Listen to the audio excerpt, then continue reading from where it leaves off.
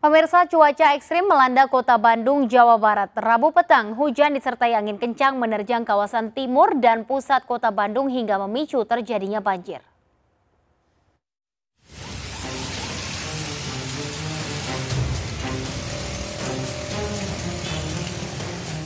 Hujan deras disertai angin kencang melanda sebagian kota Bandung Rabu petang. Seperti terjadi di Jalan Soekarno-Hatta Bandung, angin yang kencang membuat beberapa spanduk yang ada di tepi jalan terbang.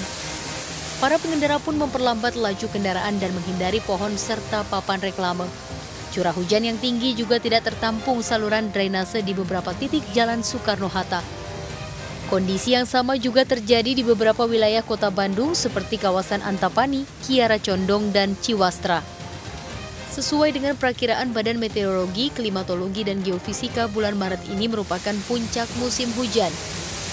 Warga diminta waspada dengan curah hujan yang tinggi dengan durasi yang panjang yang disertai dengan angin kencang. Dari Bandung, Jawa Barat, Munji Praito, iNews melaporkan.